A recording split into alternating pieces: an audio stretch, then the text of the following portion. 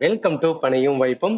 NTPC பிசிக்ஸோட previous கொஸ்டின்ல force and pressure ரிலேட்டடா இந்த மாதிரி கொஸ்டின் கேட்டுக்கான்னு சொல்லிட்டு ஒவ்வொன்றா பார்த்தலாம். உங்களோட முதல் கொஸ்டின் பாருங்களேன். According to which law at constant temperature the volume of a gas is inversely proportional to pressure. தமிழே பார்ப்போம். இந்த விதியின்படி நிலையான வெப்பநிலையில் ஒரு வாயுவின் கன அளவு அழுத்தத்திற்கு நேர்மாறான விகித சாரமாகும். இது நீங்க எங்க லேர்ன் பண்ணணும், ஐடியல் கேஸ் ஈக்குவேஷன் சொல்லிட்டு ஒரு கான்செப்ட் இருக்கும். போர்ஷன் ப்ரெஷர்ல வந்து நம்ம ஸ்கூல் புக்லயே தனியாகவும் கொடுத்துருப்பாங்க ஐடியல் கேஸ் ஈக்குவேஷன். இதுல ஒரு 3 லா வந்து ரொம்ப ரொம்ப இம்பார்ட்டன்ட் லா. அந்த லா தெரிஞ்சா மட்டும்தான் இந்த ஐடியல் கேஸ் ஈக்குவேஷனை ஃபார்ம் பண்ண முடியும்னு சொல்லுவாங்க. அந்த 3 லா என்ன?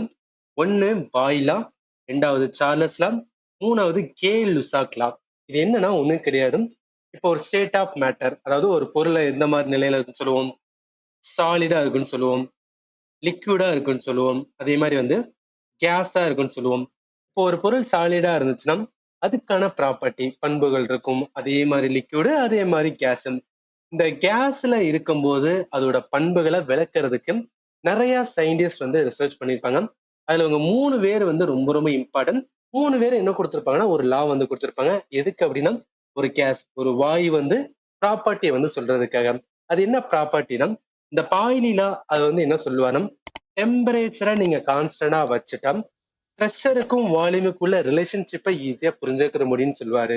அதை அவர் எப்படி சொல்லுவாருன்னா, ப்ரெஷர் வந்து வால்யூமுக்கு இன்வெர்ஸ்லி ப்ரொபோர்ஷனலா இருக்கும். அதாவது ஒரு கேஸ், அந்த கேஸ்ல ப்ரெஷர் வால்யூம் பாத்தீங்கன்னா இன்வெர்ஸ்லி ப்ரொபோர்ஷனலா இருக்கும். விச் மீன்ஸ் என்ன, நான் ப்ரெஷரை இன்க்ரீஸ் பண்ணா வால்யூம் வந்து குறையும், ப்ரெஷரை குறைச்சோன்னா வால்யூம் வந்து இன்க்ரீஸ் பண்ணும். சிம்பிள் ஒரு எக்ஸாம்பிளா என்ன எடுத்துக்கலாம்னா, இப்ப ஒரு பலூன் எடுத்துக்கலாம், ரைட்டா?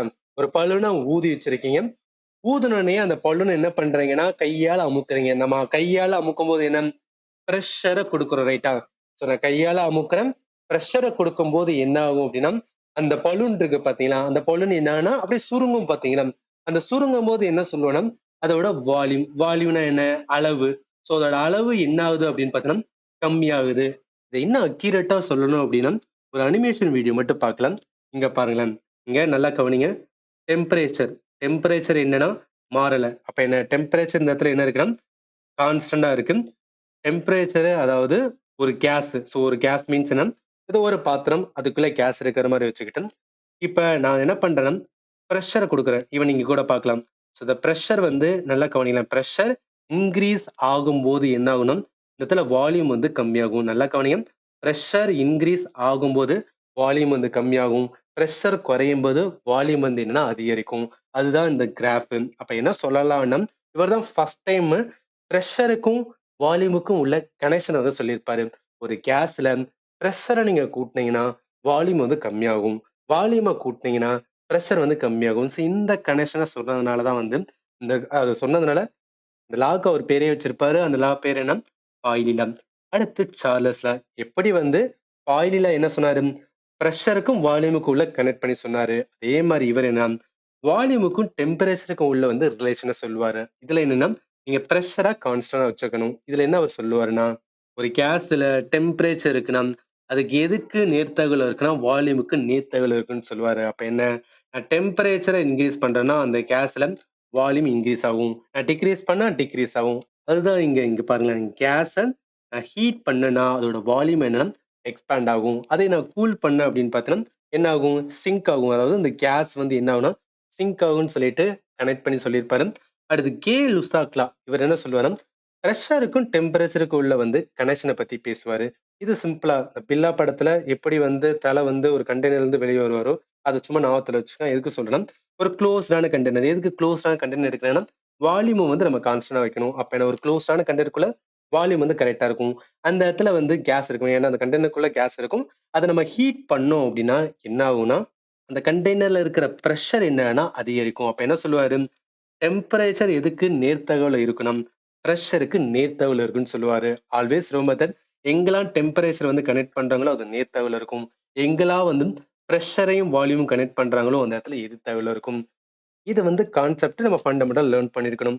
இப்போ ஒரு ஷார்ட்கட் தெரிஞ்சு வச்சுக்கலாம். இப்ப இந்த பாய்லி லாவை எக்ஸாம் ஹால்ல எப்படி டக்குன்னு வந்து என்னன்னா ஞாபகப்படுத்தலாம் அப்படின்னு கேட்டீங்கன்னா, இங்க வால்யூம்ல இந்த மீ அப்படின்னு இருக்கு பார்த்தீங்கன்னா, இங்க பிரஷர் அதாவது மீ அட் பிரஷர் அப்படின்னு வந்து ஞாபகத்துல வச்சுக்கங்க. அது என்ன மீ அட் பிரஷர் அப்படின்னா, இந்த இந்த பாய்லில அந்த பாய் அப்படின்னு இருக்கு பார்த்தீங்கன்னா, அதாவது பையனா பொறந்தா பிரஷர் வந்து இருக்கும். ஸோ மீ அட் பிரஷர் சும்மா ஒரு கனெக்ட் பண்றதுக்காக. இதனால பொண்ணா பொறந்தா பிரஷர் இல்லையான்னு கேட்காதீங்க. சின்ன சின்ன ஷார்ட்கட்ஸ் வந்து கண்டிப்பா யூஸ்ஃபுல்லா இருக்கும்.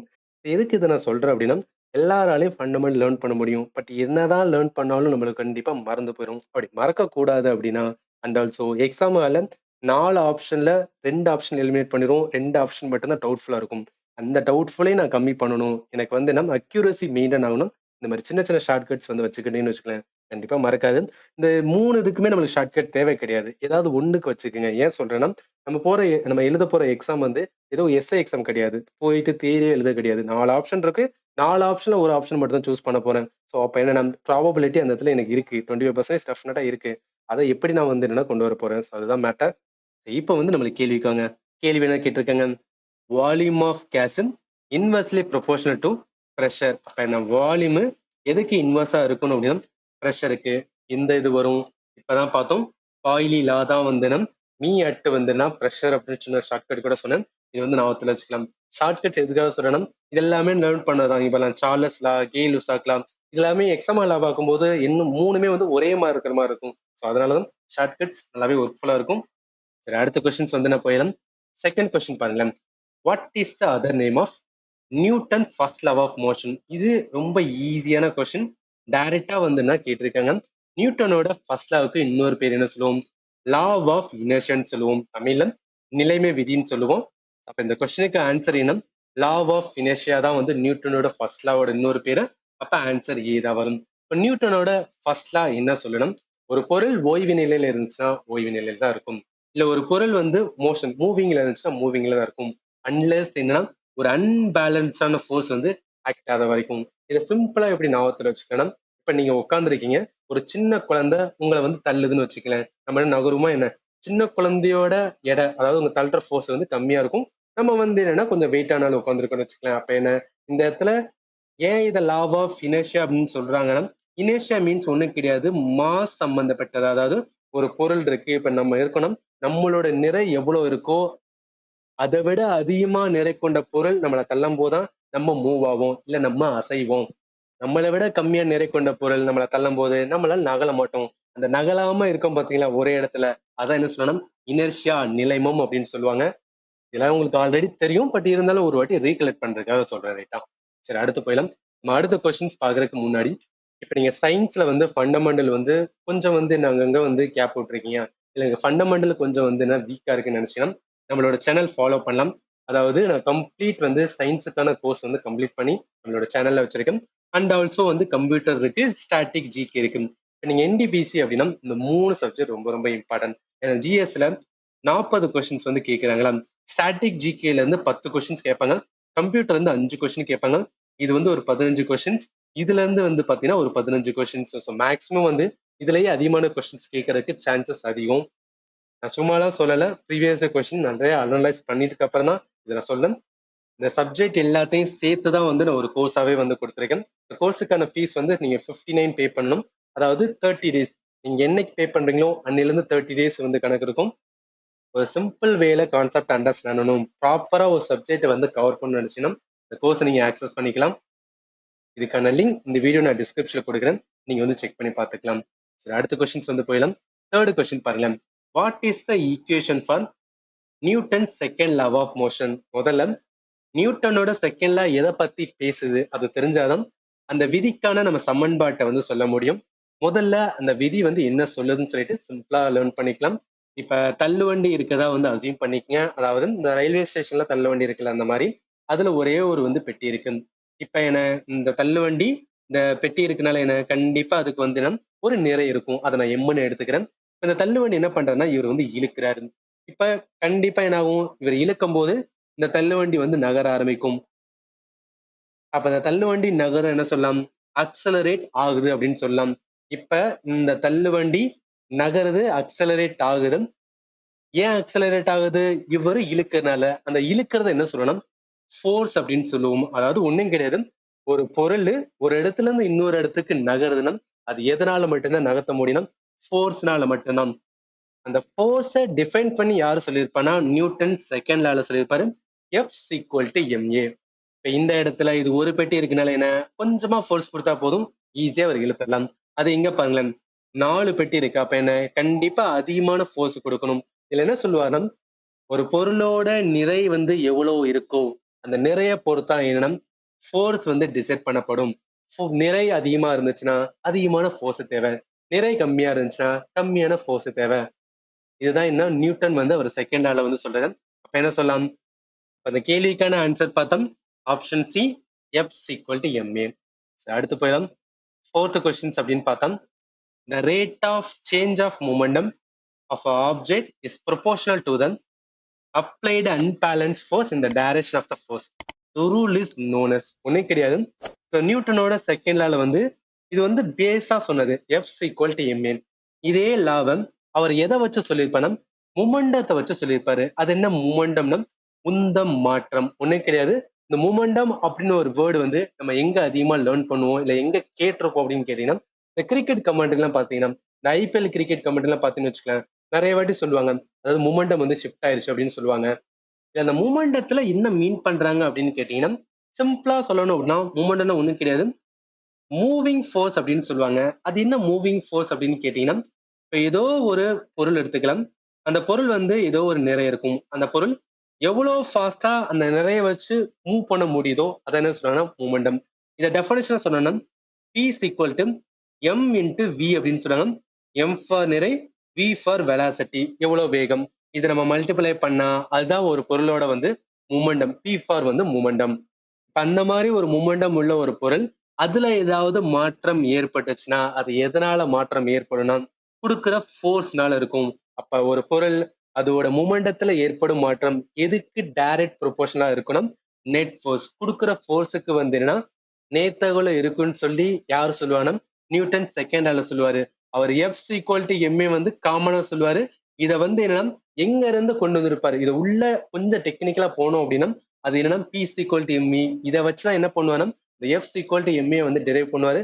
இந்த இடத்துல வந்து உங்களுக்கு சொல்ல, இந்த இடத்துல நான் எக்ஸ்பிளைன் பண்ணணும்னு வச்சுக்கலாம். இது வந்து ஒரு இந்த இடத்துல இது எப்படி வந்து என்னன்னா டெரைவ் பண்ணான்னு சொல்லி நான் எக்ஸ்பிளைன் பண்ணணும்னு வச்சுக்கலாம், ரொம்ப லென்த்தியா போகும். ஸோ அதனால இந்த பேஸை மட்டும் புரிஞ்சுக்குங்க. இந்த கொஸ்டினுக்கு என்ன அப்படின்னு பார்த்தோம், நியூட்டனோட செகண்ட் லால தான். ஸோ நியூட்டனோட செகண்ட் லா ஆஃப் மோஷன் தான் வந்து இந்த டெஃபனேஷன் ஃபார் வந்து, அதாவது F = ma அந்த ஃபோர்ஸை வந்து டிஃபைன் பண்ணுவாரு. ஈவன் இந்த டெஃபனேஷன்லாம் வந்து ஸ்கூல் போக்கில் அப்படியே ஒரு வார்த்தை மாத்தாம அதே மாதிரி கொடுத்துருப்பாங்க, அதே தான் கேட்டிருக்காங்க. ஸோ அதெல்லாம் நீங்க ரொம்ப பண்ணணும். சரி, அடுத்து போயிடலாம். அடுத்த கொஸ்டின் பாருங்களேன். A spring balance is a device commonly used for measuring the dash acting on an object. இந்த கொஸ்டின் ஆன்சர் பார்க்கறதுக்கு முன்னாடி இந்த கிளாஸுக்கான பிடிஎஃப், நம்ம பார்க்குற கிளாஸுக்கான பிடிஎஃப் எல்லாமே நம்மளோட டெலிகிராம் சேனல் நான் பணி அமைப்பில் கொடுத்துறேன்.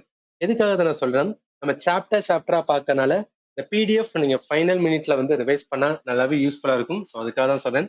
இப்போ இந்த கேள்வியில் என்னன்னா, ஸ்ப்ரிங் பேலன்ஸ் அப்படின்னு சொல்றாங்களே, இந்த ஸ்ப்ரிங் பேலன்ஸ் சம்பந்தப்பட்ட ஒரு கான்செப்ட் வந்து ஹூக்லா இருக்கும். ஹூக்ல ஒன்றும் கிடையாது. இப்போ நம்ம மாடர்ன் லைஃப்ல இந்த ஸ்ப்ரிங்லாம் வந்து டிசைன் பண்றாங்களே, அதே மாதிரி வந்து இந்த வில்லம்பெல்லாம் இருக்குல்ல, இல்ல நிறைய வந்து மெக்கானிக்கல் நிறைய இன்ஜினியரிங் கான்செப்ட்லேயே வந்து இந்த ஹூக்லாவோட அட்வான்டேஜ் வந்து நிறையவே இருக்கும். இந்த லா என்ன சொல்லுவார்னா, இப்ப உலகத்துல இருக்கிற நம்ம எந்த சாலிட பொருள் எடுத்தாலும் எல்லா பொருளுக்குமே என்ன இருக்குன்னு சொல்றாங்கன்னா ஸ்ட்ரெச்சிங் கெப்பாசிட்டி இருக்குன்னு சொல்லுவாங்க. ஸ்ட்ரெச்சிங் மீன்ஸ் வந்து அந்த இழுப்பண்பு வந்து கண்டிப்பா இருக்கும். ஆனா அந்த இழுப்பண்பு எவ்வளவு இருக்குன்னு சொல்லிதான் வந்து அதுல டிஃபரன்ஸ் இருக்கும். அது ஒவ்வொரு பொருள், ஒவ்வொரு சாலிட் பொருளுக்குமே வந்து வேரி ஆகும்.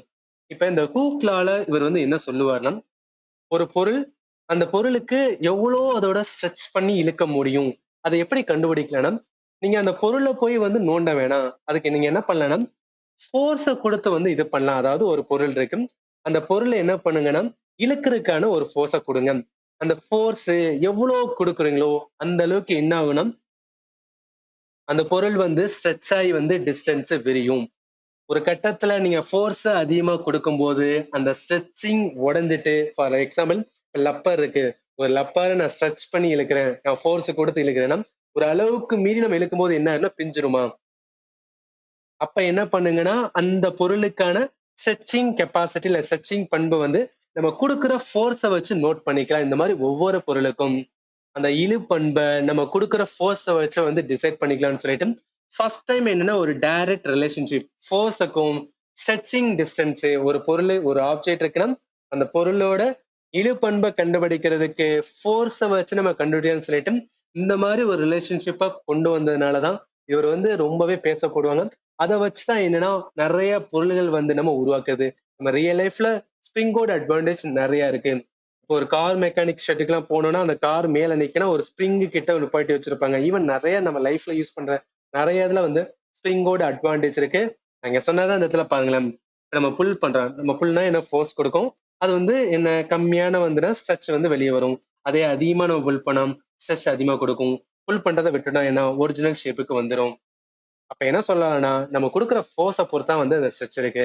இப்போ ஒவ்வொரு பொருளுக்கும் அது எவ்வளவு ஸ்ட்ரெச் ஆகுதுன்னு பாக்குறதுக்கு கொடுக்குற ஃபோர்ஸை வந்து நோட் பண்ணுங்க. நம்ம ஃபோர்ஸை வந்து ஈஸியா நோட் பண்ணிடலாம். இதன் மூலம் என்ன பண்ணிடலாம்னா ஒவ்வொரு பொருளுக்கு எவ்வளவு வந்துன்னா ஸ்ட்ரெச்சிங் வந்துன்னா பிஹேவியர் இருக்கும், கேரக்டர் இருக்குன்னு சொல்லிட்டு ஈஸியா ஐடென்டிஃபை பண்ணிக்கலாம்னு சொல்றதா வந்து இந்த ஹூக்லம்.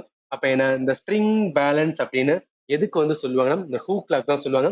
அந்த ஹூக்லால அவர் எதை சொல்லுவாரு, ஃபோர்ஸை சொல்லுவாரு. அதனால பாருங்க காமன்லி யூஸ்டு ஃபார் மெஷரிங், எதை பொறுத்து எதை வந்து மெஷர் பண்றதுக்கு ஃபோர்ஸ் சாரி ஆக்டிங் ஆன ஆப்ஜெக்ட். அப்ப இந்த கொஸ்டினுக்கு ஆன்சர் என்ன வரும் அப்படின்னா ஃபோர்ஸ் ஏ தான் வரும். மொமெண்டம், வெலாசிட்டி, மாஸ் இதெல்லாம் வராது. இது எல்லாமே என்ன அப்படின்னா அந்த கான்செப்ட் தான். கான்செப்ட் கிளாரிட்டியா இருந்தோம்னா இந்த மாதிரி கொஸ்டின் வந்து ஈஸியா ஆன்சர் பண்ணிடலாம். சரி அடுத்து போயிடலாம். அடுத்து பாருங்க, which is the least frictional force of the following. தமிழ்ல என்ன சொல்லுவோம், ஃப்ரிக்ஷனல் ஃபோர்ஸ்னா உராய்வு விசை. இருக்கலே மிக குறைந்த உராய்வு விசை எதுக்கு உடையன்னு கேட்கிறாங்க. இதெல்லாம் ரொம்ப ரொம்ப இம்பார்ட்டன்ட். ஃபோர்ஸ் கான்செப்ட்ல டைப் ஆஃப் ஃப்ரிக்ஷன் சொல்லிட்டு ஸ்கூல் புக்லயே வந்து தனியாவே மென்ஷன் பண்ணியிருப்பாங்க. இதுல எது வந்து லீஸ்ட் ஃப்ரிக்ஷனல் அப்படின்னு பார்க்கணும். முதல்ல 4 டைப் ஆஃப் ஃப்ரிக்ஷன் இருக்கு. ஸ்லைடிங், ஃப்ளூயிட், ஸ்டாட்டிக் அண்ட் வந்து ரோலிங். நல்லா கவனிங்களேன். ரோலிங்க்கு இந்த இமேஜை பாருங்க, ஈஸியா உள்ள கனெக்ட் பண்ண முடியும். கீழே என்ன இருக்கு, டயர் இருக்கு. அந்த டயர் மேலதான் என்னன்னா அந்த பொருள் இருக்கு. என்ன பண்ணிடலாம், நம்ம இழுக்கிறது ஈஸியா இழுத்தலாம். இப்ப இந்த தரைக்கும் இந்த பொருளுக்கும் ஃப்ரிக்ஷன் என்ன எவ்வளவு இருக்கும், ரொம்ப கம்மியா தான் இருக்கும். அதே இது இப்போ ஃப்ளூயிட் ஃப்ரிக்ஷன் என்ன, இப்ப ஃபார் எக்ஸாம்பிள் வந்து ஒரு எண்ணெயை தரையில கொட்டி அந்த எண்ணெயை அள்ளணும்னு வச்சுக்கலாம், நம்மளால ஈஸியா அள்ள முடியுமா என்ன, டெஃபினட்டா கிடையாதுல. கண்டிப்பா என்ன அந்த தரையில அந்த ஃப்ளூயிடா இருந்துச்சுன்னா அதோட ரெசிஸ்டன்ஸ் வந்து ரொம்பவே ஹையா இருக்கும். அதே ஸ்டாட்டிக் ஃப்ரிக்ஷன் மீன்ஸ் என்ன, இப்போ ஒரு பொருள், அந்த பொருள் நான் கீழே வைக்கிறேன்னு என்ன, ஈவன் ஸ்டாட்டிக் ஃப்ரிக்ஷன்ல அந்த பொருளோட எல்லா பகுதியும் பூமியில பட்டிருந்துச்சுன்னா என்ன இருக்கும், ஃப்ரிக்ஷன் ஹையா இருக்கும். இன்னும் சிம்பிளா ஞாபகத்துல வச்சுக்கலாம், ஒரு ஃப்ரிக்ஷன் என்பது பூமியில எந்த அளவு ஒரு பொருள் வந்து தொட்டு இருக்கோ அதை பொறுத்துதான் என்ன அப்படின்னா அந்த இழுவிசை வந்துன்னா அதிகமா இருக்குன்னு சொல்லுவாங்க. அப்ப நமக்கு கேள்வி என்ன, எதுல வந்து சாரி இழுவிசை கிடையாது உராய்வு விசை, எதுல வந்து கம்மியா இருக்கும் அப்படின்னா டெஃபினட்டா சொல்லலாம் ரோலிங் ஃபிஷன் தான். ஏன்னா ரோலிங் ஃபிஷன் பொறுத்தவரைக்கும் என்ன அதிகமா கீழே வந்து டச்சே இல்லை, டச் ஆகும் போது என்ன இந்த ஃப்ரிக்ஷன் உராய்வு விசை ரொம்ப ரொம்ப கம்மியா இருக்கும். உங்களால சிம்பிளா வந்து கனெக்ட் பண்ண முடியும். சரி அடுத்து போயிடலாம். இந்த கொஸ்டின் பாருங்களேன், இது வந்து என்ன ஒரு ஈக்குவேஷன் பேஸ்டான கொஸ்டின்ஸ். இதுல என்ன சொல்லியிருக்காங்கன்னா a constant force act on an object of 10 kg for a duration of 2 seconds. சரி, ஏதோ ஒரு ஃபோர்ஸ், ஏதோ ஒரு ஆப்ஜெக்ட், ஏதோ ஒரு ஆப்ஜெக்ட் இருக்கு, அதுல ஒரு ஃபோர்ஸ் வந்து கொடுக்குறாங்க. அந்த ஆப்ஜெக்ட் வந்து 10 கிலோன்னு சொல்றாங்க. எவ்வளவு நேரத்துக்கு, 2 செகண்ட்ஸ் வந்து அந்த ஃபோர்ஸை கொடுக்குறாங்களாம். இட் இன்க்ரீஸ் த ஆப்ஜெக்டோட velocity from 5 metre per second to 10 metre per second. அப்ப என்ன மீனிங், இந்த பொருள் வந்து ஆல்ரெடி மூவிங்ல இருக்கு, நான் எக்ஸ்ட்ரா ஒரு ஃபோர்ஸ் கொடுத்ததுனால இந்த 2 செகண்டுக்கு நான் எக்ஸ்ட்ரா ஃபோர்ஸ் கொடுத்ததுனால அதோட வெலாசிட்டி அதோட வேகம் என்ன ஆகுதான், இன்க்ரீஸ் ஆகுதான். நார்மலா 5 மீட்டர் per செகண்ட்ல இருந்து 10 மீட்டர் per செகண்டா மாறுதான். சரி அடுத்து என்ன, find the magnitude of the applied force. Now if the force is applied for the duration of 5 second, what would be the final velocity of the object. இந்த இடத்துல நமக்கு 2 கேள்வி. ஒன்னு வந்து அப்ளைடு ஃபோர்ஸ் வந்து கேட்டிருக்காங்க. அப்ப நான் ஃபோர்ஸ் நான் கண்டுபிடிக்கணும். ஃபோர்ஸுக்கான ஃபார்முலா என்ன, F = m × a. Mass acceleration, ஒரு பொருளுக்கான மாஸ் 10 kg கொடுத்துட்டாங்க, ஆனா அக்சலரேஷன்ஸ் வந்து இங்க கொடுத்துருக்காங்களா, கொடுக்கல, நம்ம கண்டுபிடிக்கணும். அப்ப என்ன, ஃபோர்ஸுக்கு முதல்ல அக்சலரேஷன் கண்டுபிடிக்கணும். அடுத்து என்ன கேட்டிருக்காங்கன்னா ஃபைனல் வெலாசிட்டி வந்து கேட்டிருக்காங்க. இந்த மாதிரி ஃபோர்ஸை கண்டுபிடிக்கிறது, ஃபைனல் வெலாசிட்டி கண்டுபிடிக்கிறது, இது எல்லாமே என்னன்னா மோஷன்ல வந்து 3 ஈக்குவேஷன்ஸ் இருக்கும். அது என்ன ஈக்குவேஷன்ஸ் அப்படின்னு கேட்டீங்கன்னா இங்க பாருங்க, 3 ஈக்குவேஷன் ஆஃப் த மோஷன் சொல்லுவாங்க. இந்த ஈக்குவேஷன், இந்த 3 ஈக்குவேஷன்ல ஏதாவது ஒரு ஈக்குவேஷனை யூஸ் பண்ணி தான் வந்து இந்த மாதிரி கொஸ்டினை வந்து சால்வ் பண்ற மாதிரி இருக்கும். முதல்ல அந்த கொஸ்டின்ல என்னெல்லாம் வந்து கொடுத்துருக்காங்கன்னு பார்த்துக்கலாம். நம்மளுக்கு என்ன கொடுத்துட்டாங்க, மாஸ் வந்து கொடுத்துட்டாங்க. ஸோ மாஸ் வந்து என்னன்னா 10 kg அப்படின்னு கொடுத்துருக்காங்க. ஸோ 10 kg வந்து எடுத்துக்கலாம். அடுத்து என்ன, டைம் செகண்ட் வந்து கொடுத்துருக்காங்க. So times equal to 2 second அப்படின்னு எடுத்துக்கலாம்.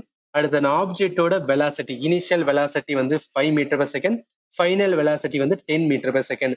இனிஷியல் வெலாசிட்டிக்கான சிம்பிள் u அப்படின்னு சொல்லுவாங்க. அது எவ்வளோ, 5 மீட்டர் per செகண்ட்.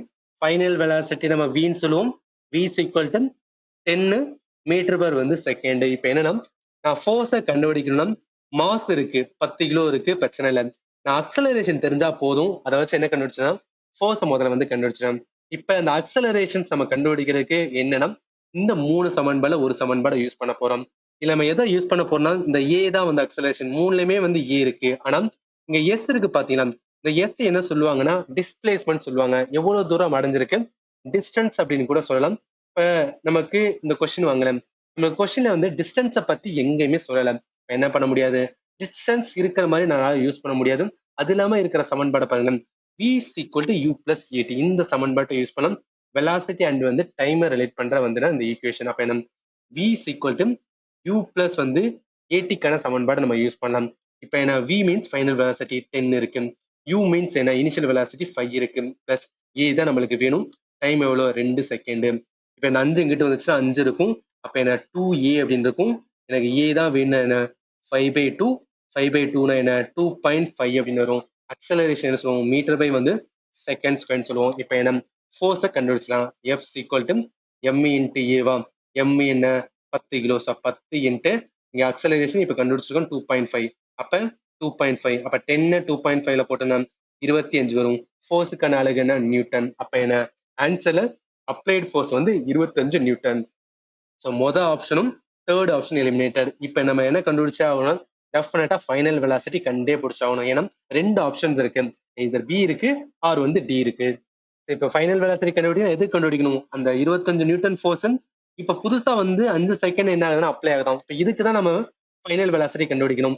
இந்த ஃபார்முலா நம்ம சொல்லுவோம், v is equal to u plus 8 இருக்குல்ல, இதை வச்சு நம்ம ஃபைனல் வெலாசிட்டி கண்டுபிடிச்சலாம். இப்போ v is equal to u வந்து இனிஷியல் வெலாசிட்டி, அது எந்த ஒரு சேஞ்சுமே கிடையாது. என்ன 5 இருக்கு, பிளஸ் வந்து அக்சலரேஷன் எவ்வளோ, இங்க வந்து 2.5 கண்டுபிடிச்சிருக்கோம். அப்ப 2.5 அப்படின்னு இருக்கு. இந்த டி டைம் வந்து இப்போ நியூ ஆன டைம், முன்ன இருந்த டைம் கிடையாது, நியூ ஆன டைம் 5 செகண்ட். அப்ப என்ன பண்ணுவேன், 5 அப்படின்னு போடுவேன். அப்ப என்ன இருக்கும், 5 இருக்கும். 5 பிளஸ் வந்து 2.5 5ஆல பண்ணோம் அப்படின்னா 12.5 வரும். அப்ப ஃபைனலா என்ன 17.5 அப்படின்னு வரும். அப்ப ஃபைனல் வெலாசிட்டி என்ன 17.5. 17.5 வந்து ஆப்ஷன் டில இருக்கு. அதனால இந்த கொஸ்டினுக்கு ஆன்சர் என்ன, டி தான் வரும். இதுல நம்ம என்ன தெரிஞ்சுக்கணும், முதல்ல வந்து ஃபோர்ஸுக்கான ஃபார்முலாவை தெரியணும்.